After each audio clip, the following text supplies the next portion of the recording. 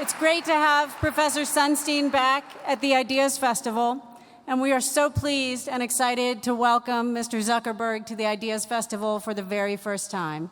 Thank you both.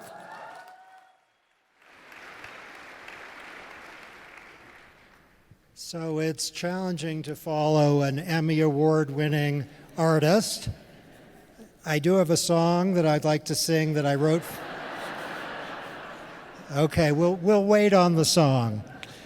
My interest in these topics, as Mark knows, came from a book that I wrote called #Republic, which is actually very concerned about democracy and social media.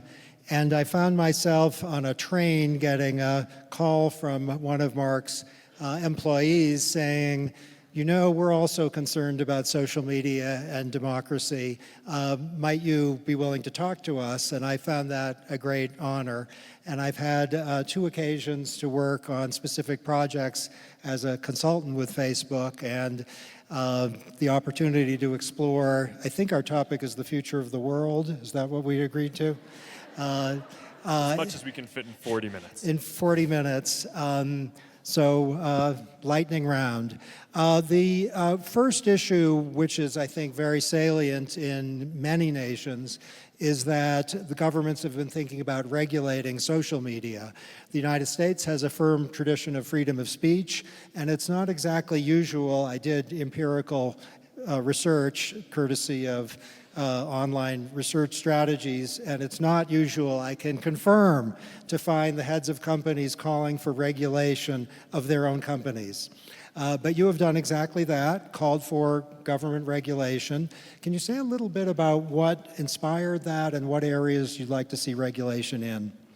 Sure. So, you know, I've spent most of the last few years focused on trying to address some of the biggest social issues facing the internet, and that our company in particular is at the center of. And the 4 big ones that we've focused on are election security and preventing election interference, free expression and while removing harmful content, privacy and making sure that we get those issues right.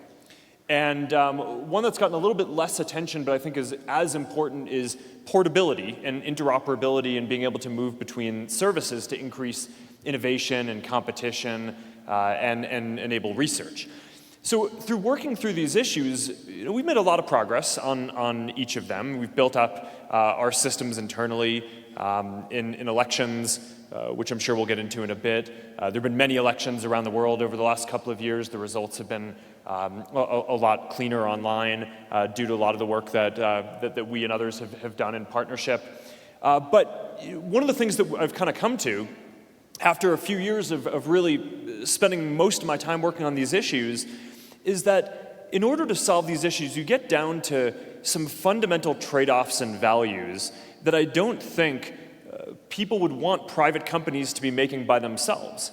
Right? So questions like, how do you balance what the line is between free expression on the one hand and safety from content on the other hand, and privacy about what people are allowed to say, human dignity and decency. Those are really hard questions to answer, and as a company we try to do the best that we can, but I think that if as a society, if we were rewriting the rules of the internet from scratch today, it is not at all clear to me that what we would want to do is have private companies make so many of these decisions by themselves. And in a lot of these areas around, for example, what constitutes political speech and what should be acceptable advertising around an election, I really don't think that as a society we want private companies to be the final word on making these decisions. So where I've come out is, look, in the absence of regulation on some of these things, we're going to do the best that we can and build up very sophisticated systems to be able to handle these issues. But at the end of the day, I don't think that is necessarily the ideal state that we all want to be in. I think we would be better off if we had a more robust democratic process setting the rules on how we wanted to arbitrate and draw some of the trade-offs between a lot of these values that we hold dear. Okay, let's talk about the integrity of the electoral process and foreign interference with elections. A lot of people in the United States are, of course, concerned about that. Can you say a little bit about what you've done specifically since 2016 to reduce the risk, and what you'd like to see, say, Senator McConnell and Senator Schumer agree on in the next few years on the regulatory front? Yeah, so I think getting election integrity right is probably the highest priority of these issues. And there's no single silver bullet, but there are a number of different strategies that we've taken as a company to prevent state actors like what we've seen Russia do and tried to do in the 2016 elections from being able to do that again in elections around the world, including the 2018 US midterms and upcoming the 2020 elections. So the things that have made the biggest difference are, one is building up really sophisticated technical AI systems and hiring a whole lot of people. We have 30,000 people at Facebook who work on content and safety and safety review, to be able to find these networks of bad actors, to be able to take them off the systems before they have the opportunity to spread propaganda or misinformation or whatever they're spreading. We've gotten much more sophisticated at that. It's an arms race. Russia and other folks have also gotten more sophisticated in their tactics. Every election we see new tactics, but through a big investment in this, we're able to stay ahead and keep the progress going on that. We've also upgraded the policies. So now anyone who wants to run political ads or issue ads or run a page that gets a lot of distribution needs to verify their identity with us with a valid government ID. And we've rolled this out in the US and we've rolled it out across the world. It's quite a large operation to be able to do that because we have 7 million advertisers overall, not all of whom are trying to engage in political or issue ads, but that's a big deal. But that would prevent people from other countries from being able to advertise in elections where the law might prevent them from doing that. We've also instituted a bunch of transparency requirements where now anyone who runs political ads, those ads are going to go in an archive that's going to be visible for 7 years. So that way, 7 or 8 years, so that way anyone who wants, as a journalist or an academic, is going to be able to study what every political advertiser did, who they targeted, how much they paid, what else they said to different audiences. And that's really important, I think, for keeping people honest, right? To make it so that not only bad actors, but common actors in the political system can't say different things to different people without getting called out on it. And there's a number of other things that just in partnership with working with intelligence agencies and election commissions around the world. Again, this isn't an American only issue. I mean, we just had the big elections in the EU, for example, and there's a big election in India. And the EU Parliament president came out. I went and testified in the EU, similar thing to what I did here in Congress in the US. And the EU parliamentary president, after the EU elections, came out and said that Facebook basically, that we were able to deliver on what we said we were going to leading up to the elections, and that he thought that it was a relatively clean election because of that. So there are reasons for optimism, but we can't rest on our laurels because this is certainly an area where the adversaries are sophisticated and they have a lot of resources, and will just keep on trying to get better and better. So from a regulatory perspective, what would I want to see? One is, there's this Honest Ads Act, which I think is a good floor for what should be passed. We actually are doing all of the things that are in it already. A lot of it is the verifying political advertisers, it's transparency around who's advertising. But, I wouldn't just want those policies to be enforced on Facebook. I think you want them enforced across the whole internet. So having a bill like that passed as the floor, I think would be positive. There are other types of laws around the world that I think would be positive as well. For example, we had an issue in, this is not an American example, but we had an issue in Ireland.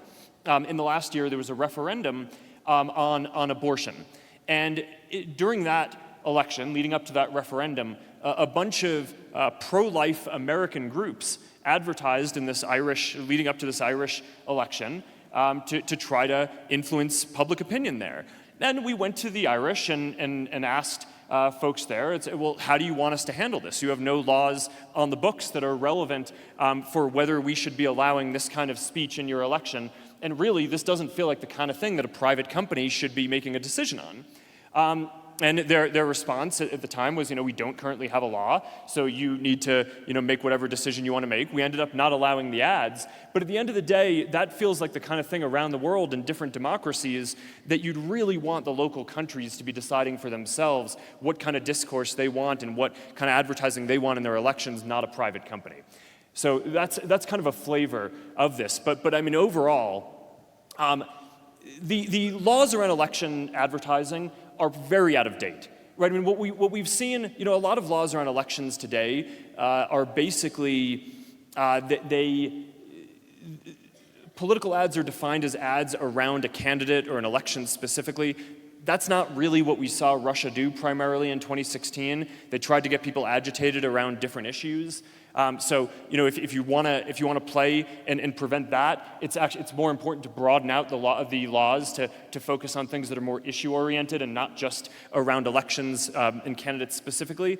And also the nature of elections now is they're kind of permanent campaigns, right? So a lot of countries have laws that limit what candidates or folks can do in the time period before an election. And I just don't think that reflects the modern threats that we see around the world. I think you want stuff that's more ongoing. Okay, so my suggestion is that it's worth considering either for you or for regulators something that would be a zero tolerance policy, and that transparency is a good first step but not adequate if people have to do a little work to get what's transparent, or if they've done that work and they've still seen the ad which suggests that some parts of America are evil and other parts of America are worse than evil, or that some political candidates are systematically crime committers when they actually aren't, and this is all coming from someone who's transparent. Wouldn't it be better to have something that would be a zero tolerance policy that specified the categories with particularity? Call it beyond transparency. Well, I think that the challenge here is that a lot of the messages that are being sent are speech that would be acceptable if it were Americans doing it, participating in American elections. So, a lot of what we saw, for example, was simultaneous running of campaigns on both sides of an issue. Take immigration, for example. So, there would be a campaign to argue for immigration reform and a campaign to argue against immigration reform. And the campaign for immigration reform might look a lot like what someone in the US advocating for immigration reform would do, but if it's done through a network of fake accounts created outside of the country, then that's not allowed in our political discourse, so we then have the means to go and take that down. But a lot of the time, it's not actually the content that's harmful, which is why it's so important to act upstream of the content. It's not that the content isn't harmful. It's not that the content itself would be prohibited. It's the actors and the way that they're engaging that is prohibited, which is why the partnerships with the intelligence community and election commissions are so important, because that's how we get the signals to say, hey, there's something going on over here that we should look into. This is a network of fake accounts. Let's go take that down before it gets closer to an election or a sensitive time where something might happen. I'm worried that America's enemies aren't quite worried enough yet. So the idea that we'd have transparency and take down things that were lying about their sources, that's very important. Would it be good for you to have, as part of your standards, a specified list of things which wouldn't be limited to, during campaign ads, but would be, as you say, ongoing campaign efforts to sow division? And if it's being done by an American as an effort, let's say, to be pretty provocative about what the other side thinks, that's fine. But it's an effort by someone who's not particularly friendly to us to put us apart from each other, like in a Twilight Zone episode, maybe that would be part of the prohibited community standard. So, yeah, I mean, the tools are constantly evolving to find the bad actors and take them down, and that's an ongoing partnership with the security community. But I think you're pointing to an interesting point, which is that as a private company, we don't have the tools to make the Russian government stop, right? Or for, we can defend as best as we can, but our government is the one that has the tools to apply pressure to Russia, not us, right? So, one of the mistakes that I worry about is, after 2016, when the government didn't take any kind of counteraction, the signal that was sent to the world was that, okay, we're open for business. Countries can try to do this stuff, and our companies will try their best to try to limit it.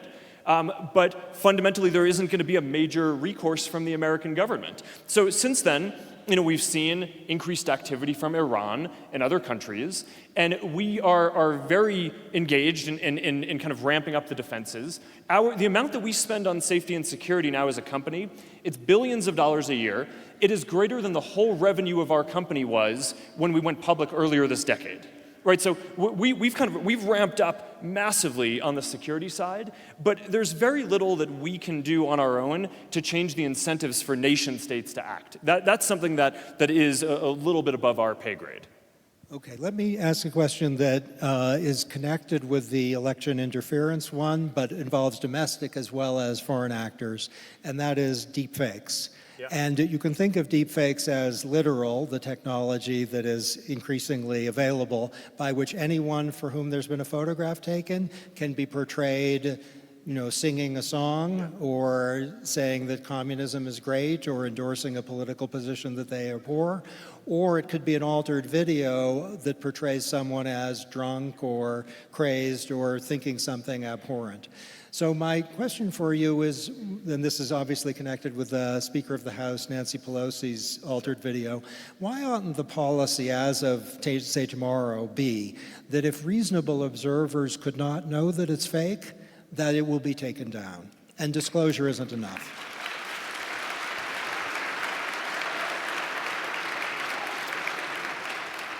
That's the first time I've ever gotten applauded. Thank you. So, okay, this is the area around deepfakes in particular is something where we're currently evaluating what the policy needs to be. We have a number of different policies for how we treat content. So if something is spam, we take it down.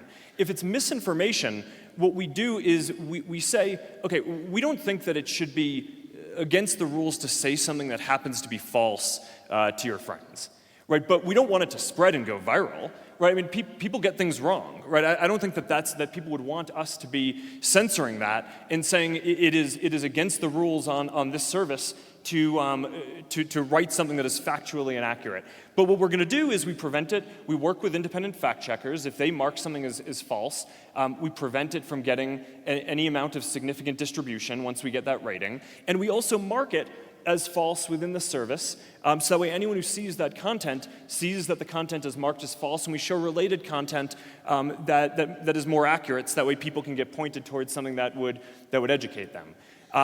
And I think that's important because otherwise, if you're just hiding things that are rumors, then how are people going to refute them, right? And I do think it would be an overreach to say, hey, you shouldn't be able to say something that is not correct to your friends.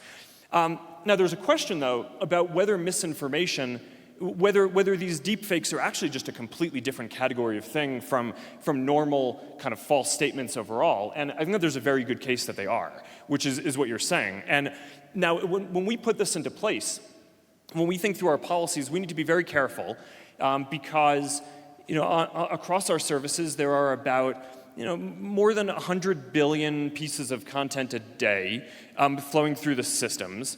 And we want to make sure that we can define things in a way that is precise enough that we can actually go have the 30,000 people I mentioned a second ago apply the rules in a consistent way across all of this content. So, I do think that saying deepfakes are different from misinformation, I think is a reasonable perspective.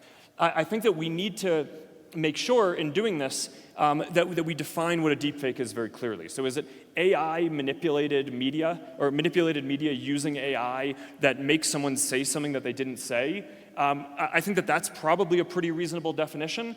But if it's any video that is cut in a way that someone thinks is misleading, then, well, I know a lot of people who have done TV interviews or different interviews that have been cut in ways that they didn't like, right, and that they think changed the definition or the meaning of what they were trying to say.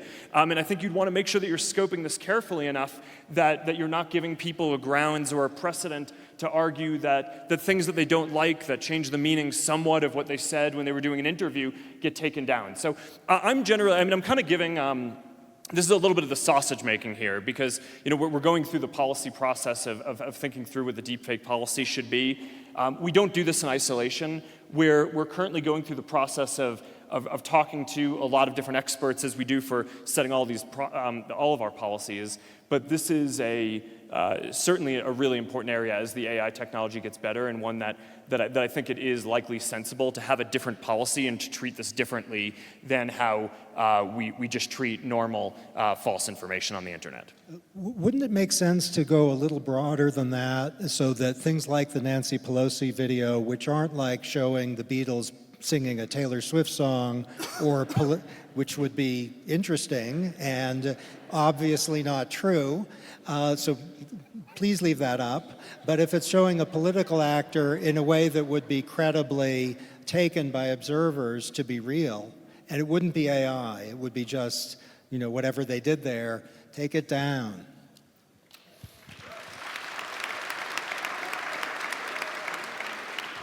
I just think you want to be very careful about what you're defining as misinformation, because a lot of people, this is a topic that can be very easily politicized. People who don't like the way that something was cut often will kind of argue that it did not reflect the true intent or was misinformation. But we exist in a society where we value and cherish free expression and the ability to say things, and including satire, and telling stories with using anecdotes and stories that resonate, but are often grounded in truth. And I just think that we need to be very careful. And I think in our policies, if something is wrong and fact checkers say it's false, we don't want it to go viral or get a lot of distribution. One of the issues in the example of the Pelosi video that you mentioned, which was an execution mistake on our side, was it took a while for our systems to flag that and for fact checkers to rate it as false. Once the fact checkers saw it and they were able to rate it within an hour, but it took more than a day for our systems to flag it, and during that time it got more distribution than our policies should have allowed. So that was an execution mistake. I think that what we want to be doing is improving execution, but I do not think we want to go towards saying that a private company prevents you from saying something that it thinks is factually incorrect to another person.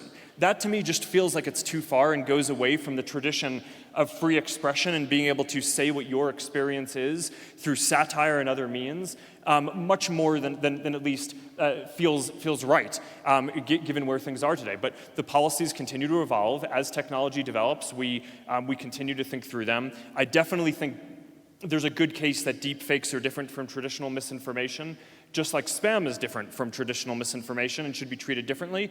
But I do think that you want to approach this with caution and by consulting with a lot of experts and not just acting hastily and unilaterally.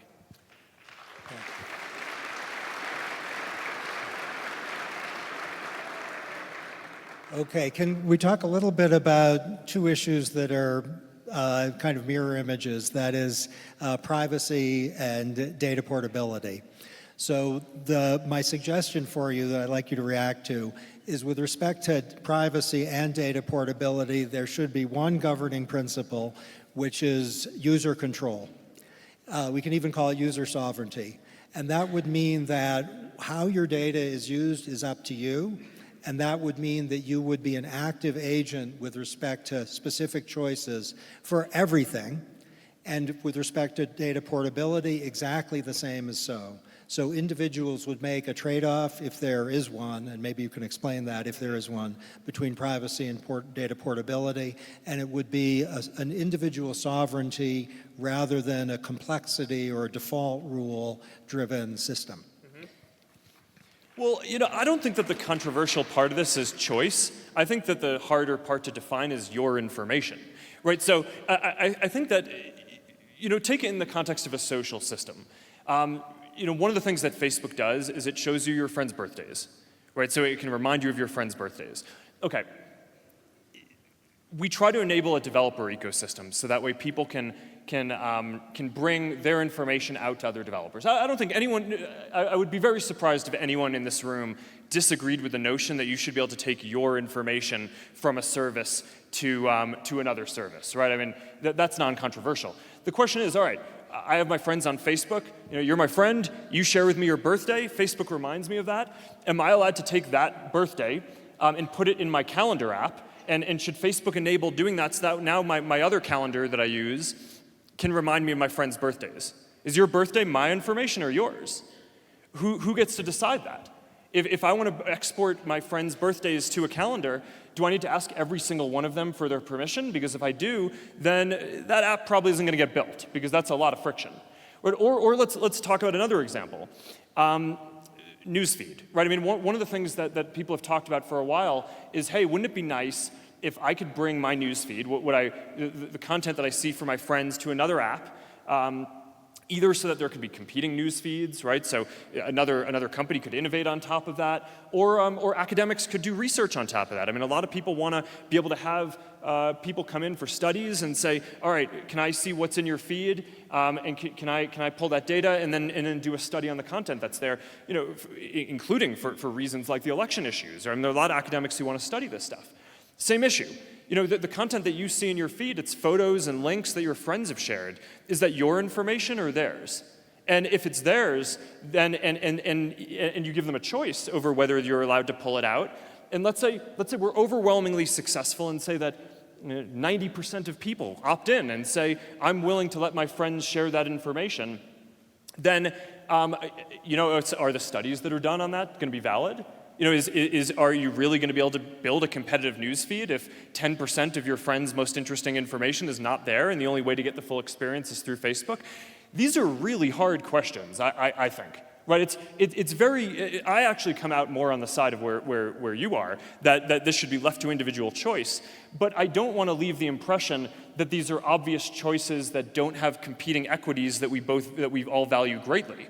If your paramount concern is around innovation and competition and research and data portability, and then it's not clear that you want to give every individual the right to say, I don't want my information to be able to be taken to another service.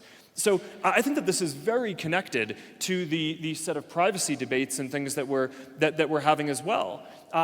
There's no question in my mind that people need to have the right to be able to say who has access to their information.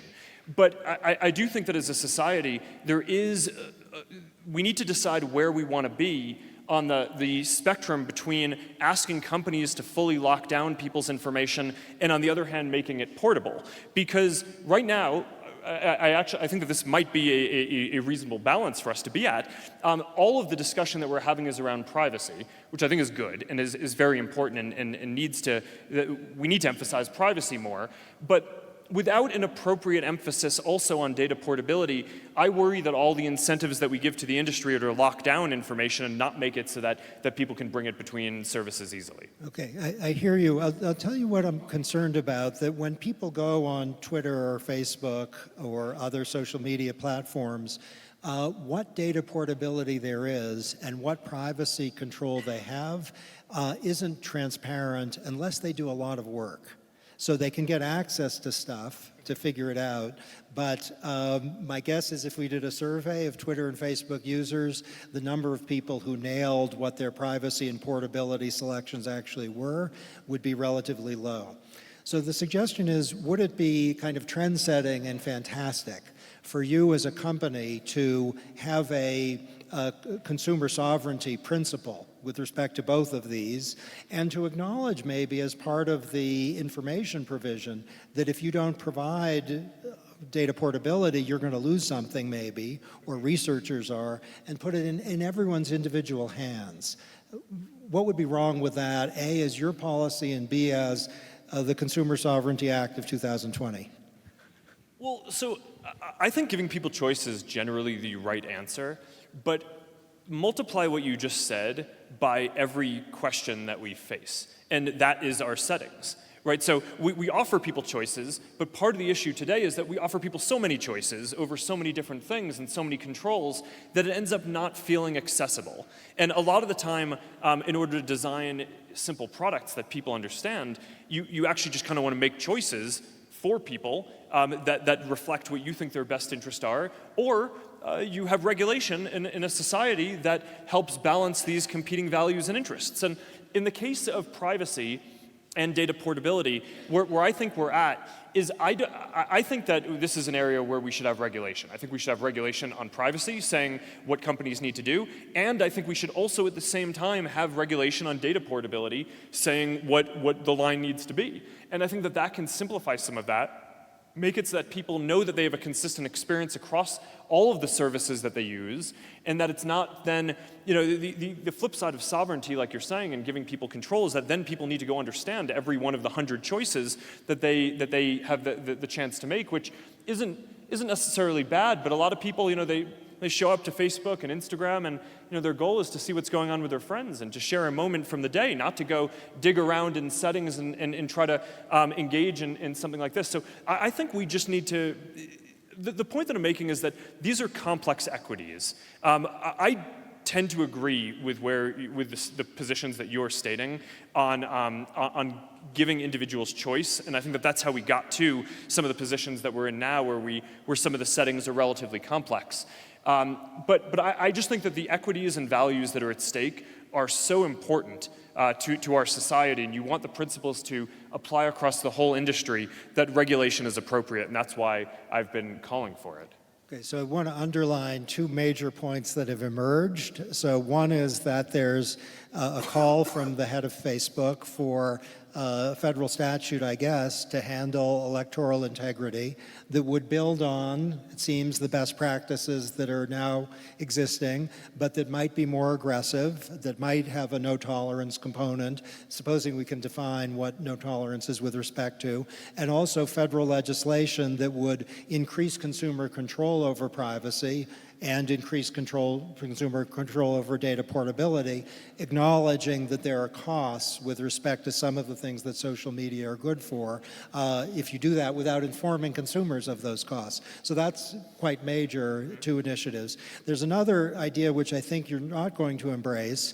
The former editor of the New Republic, your friend, and he's very clear, he considers you a friend, Chris Hughes, who was a partner of yours also, I understand, and who is calling for breaking up Facebook. And I understand his call for breaking up Facebook to have two components. One is about political power, so he's making a kind of democratic small d claim about bigness, going back to Justice Brandeis, and also there's a kind of economic claim about innovation, suggesting that if Messenger and WhatsApp and Instagram are not part of Facebook, that we will have more creativity and there's going to be more inventions. So what do you think?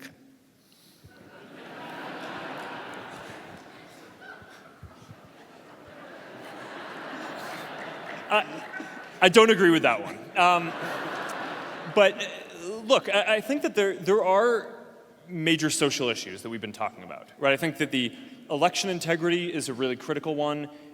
Removing harmful content and managing that is an important one. We talked about that. Privacy is important, and of course ensuring innovation and competition and research is important too.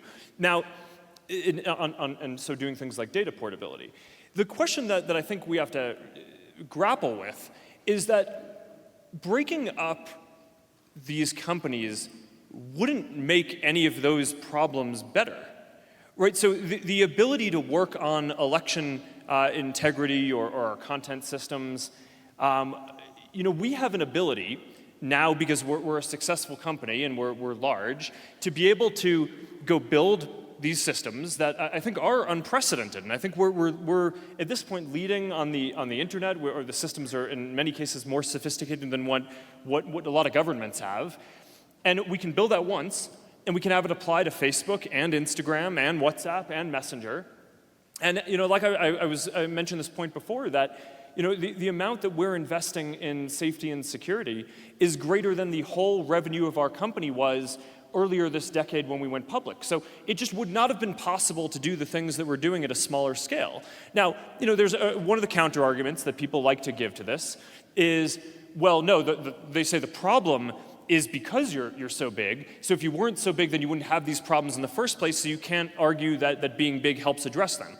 And the proof point that shows that is wrong is that you can look at the other social media companies out there. Look at Twitter, look at Reddit, all these different services. YouTube is not much smaller than us, but Twitter and Reddit are. They have hundreds of millions of people instead of billions. But do they face qualitatively different issues? Were the same kind of misinformation questions or election interference, are they not suffering from those too? They absolutely are. So it's not the case that if you broke up Facebook into a bunch of pieces, you suddenly wouldn't have those issues. You would have those issues, you would just be much less equipped to deal with them. So, I think you kind of need to think through what are the issues that you really care about and are trying to solve, and then how are we best equipped as a society to do that? That's why I'm for regulation. I think the answer to those issues is I think we want to make sure that everyone has to follow the same rules on election integrity. So that way, that's much more regulated. It's not just that we're doing it unilaterally, but that it's the whole industry is doing it. On free expression and taking down harmful content, I think having more rules around having systems in place to be able to do that would be good, not just on Facebook and our services, but on all these others as well, because we all kind of have similar issues on that. On privacy, I think you want common standards so people can trust the whole internet and the industry, and I think that's the answer. Right, I think that's how you actually address the issues that we're struggling with. And I can kind of get why politically saying that you want to break up the companies feels nice, right? It's like, okay, there are issues, let's just take a big hammer and go do it. But I just think the reality is we want to make sure that the things that we do actually address the problems. I read on Wikipedia that there used to be a company. It had 3 letters, AT&T. It may in some sense exist. And the thought in Wikipedia tells me was that AT&T had a lot of capacity to solve problems by virtue of its size, but that it was an obstacle to innovation, and that the successful innovation that's succeeded comes from the fact that we have a lot more competition now. So one version of the argument that Chris Hughes makes and that Senator Warren's interested in is that Messenger or WhatsApp or Instagram might be doing all sorts of stuff that is really on the horizon if they were independent of a large entity that's all working together. That's the kind of market competition argument. What's wrong with that? Well, I understand the argument, and I think in some cases it can be right? I mean, sometimes having large companies and some mergers reduce competition and innovation, which is why some mergers and some things are blocked. But if it were always the case that mergers were bad for innovation, then we would not allow any mergers in our society. So I actually think what you want to do is look at the specific cases and understand what actually happened, right? So, if you go back to when we acquired Instagram, for example, it's so hard to kind of remember what the state of it was at the time. I think it was 13 people. It had not yet launched an Android app, right? So it had one app on one platform. It was very controversial when we bought it. I remember, I think Jon Stewart, I remember this very clearly. The night that it was announced that we did the acquisition, his quote on his show is, Facebook bought Instagram for $1 billion of money? I was like, that's an app that takes your photos and makes them less good, right? And I mean, at the time, people were, a lot of people thought about Instagram as an app that helped, that was great for filtering photos. And the reality is, at the time, it had a lot of spam issues. Okay, so what happened? All right, so Instagram joined us, and The first thing we did was we plugged in our spam systems to make it so that all the spam basically got cleaned up, or a lot of it did. It got a lot better. Then we made it so that they were having a bunch of infrastructure scaling issues that were holding them back, which is also pretty common in the industry, that execution is hard, right? I mean, if you look at a lot of the companies, a lot of companies hit walls, and it takes them a while to execute and work through them, and we help scale and do better there. And over time, we've launched all these things that by basically having all the resources of Facebook behind it, I think the founders of Instagram and all the folks who work on it today would say that it has grown into a much richer platform and has reached many more people than it would have ever before, right? So, okay, I think it would be very hard to make the counterfactual case with respect to Instagram, that there would have been more innovation somehow if it weren't a part of Facebook. I think you just look at the history, and the innovation has been amazing. WhatsApp, similar deal. Right, first thing that we did, WhatsApp used to charge $1 for people who use the service. First thing that we did when WhatsApp joined, took the $1 fee away so more people can use it.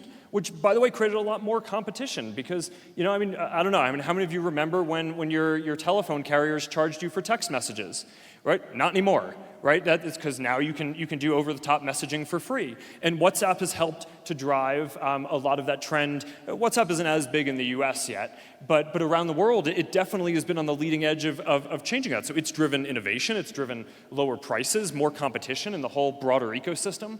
And again, I think, bringing all the resources that we've had to bear on that, I do think that if the founders of WhatsApp would probably agree with this, that if WhatsApp had remained an independent company, it would have focused on texting, and it would have been good for that. But now, as part of our company, it's developing into a much broader private platform for all of the different ways that you might want to interact privately. It's we launched WhatsApp Status. It's the biggest ephemeral stories product in the world. I don't think that necessarily the WhatsApp team would have built that on their own. And we're working on launching payments. I don't know that the team would have wanted to or would have built that on their own, given the direction that they were on and the resources they had. So I just think you want to be careful with being overly broad in these analyses. Yes, some mergers can be bad for innovation.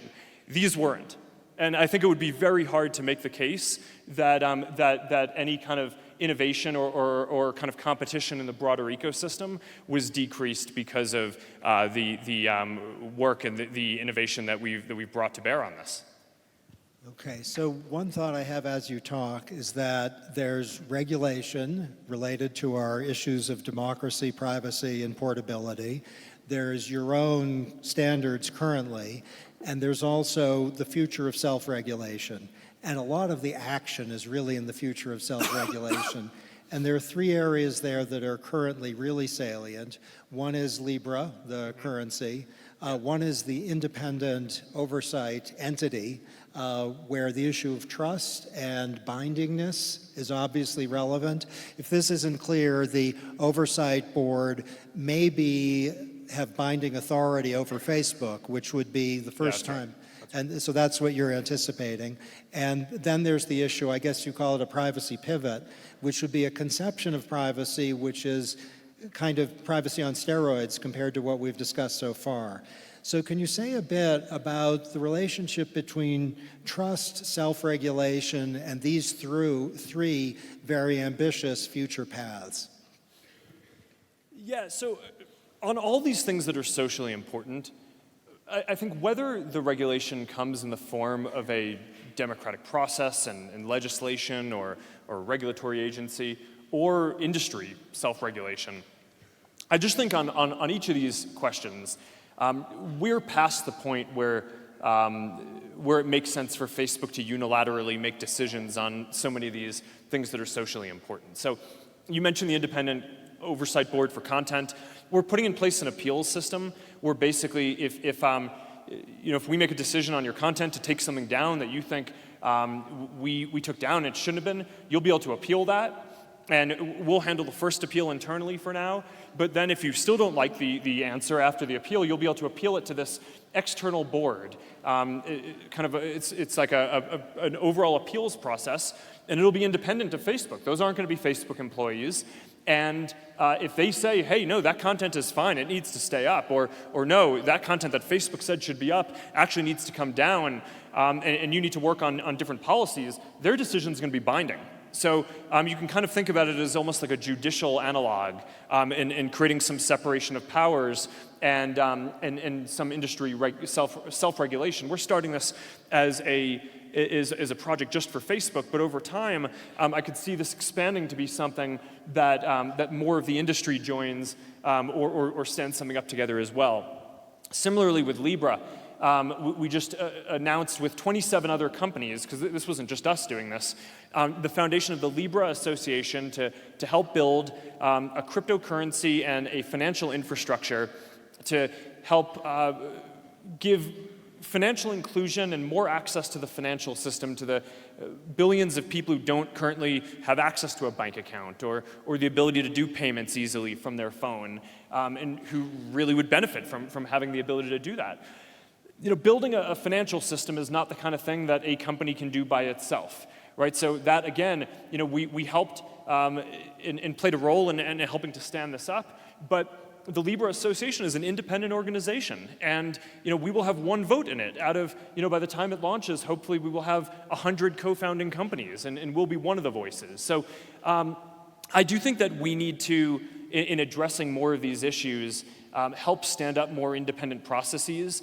I still think that over time, regulation and kind of a robust democratic process is the right way to handle a lot of these issues, but we also aren't going to wait for that to happen, because sometimes that takes a while. So doing more independent structures ourselves on this is something that I think is going to be increasingly important. Great. The last words go to Benjamin Franklin, who in 1787 asked what in Philadelphia had been given to the American people by the delegates to the Constitution, said, and these words should never be forgotten, "A republic if you can keep it." And our discussion has been centrally about if we can keep it.